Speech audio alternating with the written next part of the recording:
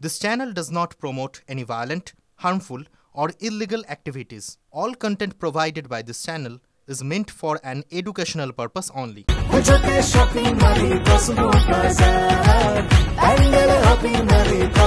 Cosmo বাজার পুজোর shopping two pandal hopping সঙ্গে রয়েছে দারুণ আকর্ষণীয় উপহার। 3 মাসের মধ্যে সিবিআই কে পুরো নিয়োগ দুর্নীতি তদন্ত শেষ করার নির্দেশ দিল সুপ্রিম কোর্ট। সিবিআই কে তদন্তে শেষে ডেডলাইন বেঁধে দিল সর্বোচ্চ আদালত।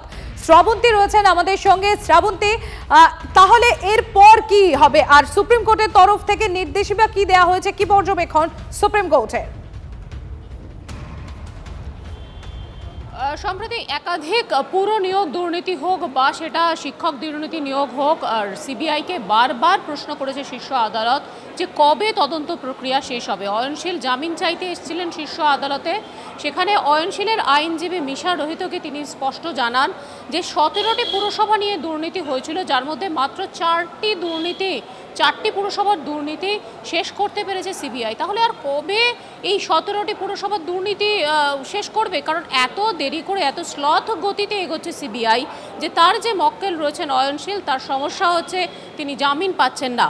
পার্থ চট্টোপাধ্যায়ের কথা উল্লেখ করেন, কারণ যেহেতু পার্থ চট্টোপাধ্যায় সম্প্রতি শীর্ষ আদালত থেকে জামিন পেয়েছেন, সেই একই দুর্নীতি নিয়োগ মামলায় যখন পার্থ চট্টোপাধ্যায় জামিন পাবেন, কেন অয়নশীল পাবেন না এমন কথাও জানান তিনি। যদিও তার কোনো রকম জামিন দিতে আগ্রহী ছিল না শীর্ষ আদালত। বিচারপতিরা এদিনকে সিবিআইকে প্রশ্ন করেন যে এই নিয়োগ দুর্নীতির মামলা, এই দুর্নীতির মামলায় কবে তদন্ত শেষ হতে পারে।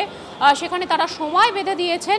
সিবিআই এর পক্ষ থেকে আইনজীবী জানিয়ে দিয়েছিলেন যে তারা অত্যন্ত একটা ভালো জায়গায় রয়েছে, দুর্নীতি অত্যন্ত ভালোভাবেই চলছে। যদিও তাদের কথা মানতে নারাজ হয়ে 3 মাস সময় বেঁধে দেওয়া হয়েছে সিবিআইকে, তার মধ্যে নিয়োগ দুর্নীতির কথা শেষ করতে বলা হয়েছে এবং পুরো নিয়োগ দুর্নীতি মামলায় অয়নশীলকে কোনোভাবেই যখন জামিন দেওয়া হবে না এটা জানিয়েছে শীর্ষ আদালত, তখন তার আইনজীবী এই মামলা শীর্ষ আদালত থেকে প্রত্যাহার করার অনুমতি চান, প্রত্যাহার করার নির্দেশ দিয়েছে শীর্ষ আদালত। একই সঙ্গে আগামী 3 মাস কোনোভাবেই এই মামলার জন্য জামিনের জন্য আবেদন করতে পারবে না অয়নশীল, সেটাও জানিয়ে দিয়েছে শীর্ষ আদালত।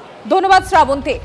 আমরা ইতিমধ্যে টেলিফোনে যোগাযোগ করতে পেরেছি বিজেপি মুখপাত্র তথা বিজেপি নেতা জগন্নাথ চট্টোপাধ্যায় রয়েছেন আমাদের সঙ্গে। জগন্নাথ বাবু, 3 মাস সময়সীমা বেঁধে দেয়া হলো সিবিআইকে পুরো নিয়োগ দুর্নীতি তদন্ত শেষ করার জন্য সুপ্রিম কোর্টের তরফে, কিভাবে দেখছেন বিষয়টি? খুবই ভালো বিষয়, ইতিবাচক বিষয়। কোনো দুর্নীতির তদন্ত তো অনন্তকাল চলতে পারে না, এবং আমরাও তো কাজে মাঝে মধ্যে হাঁপিয়ে উঠছি যে কি হলো। বরানগর থেকে সিউড়ি, দক্ষিণ দমদম থেকে কলকাতা, এতগুলি পুরসভা, 126টি পুরসভার মধ্যে প্রায় 17-18টি পুরসভা, বিশেষ করে উত্তর 24 পরগনার পুরসভাগুলি প্রত্যেকটিতে যেভাবে দুর্নীতি হয়েছে এবং কোনো ঠিক নেই, পুরো এলাকার বাইরে থেকে লোক গিয়ে কোনো রকম পরীক্ষা না দিয়ে চাকরি পেয়েছে। তাতে তো এবারে এই দুর্নীতি তদন্ত হলে অন্ততপক্ষে 1 ডজন চেয়ারম্যান, তার মধ্যে কয়েকজন মন্ত্রী আছে, তাদের তো সঠিক জায়গায় যেখানে যাওয়ার তা যাবেন। এবার খুব ভালো কথা। ধন্যবাদ জগন্নাথ বাবু। দিল্লিতে অপারেশন সেলের অভিযান, আটক 4 অবৈধ বাংলাদেশি পরিযায়ী। দিল্লির দক্ষিণ পশ্চিম জেলা থেকে আটক এদের প্রত্যেকেই বাংলাদেশে ফেরানোর প্রক্রিয়া শুরু হয়েছে।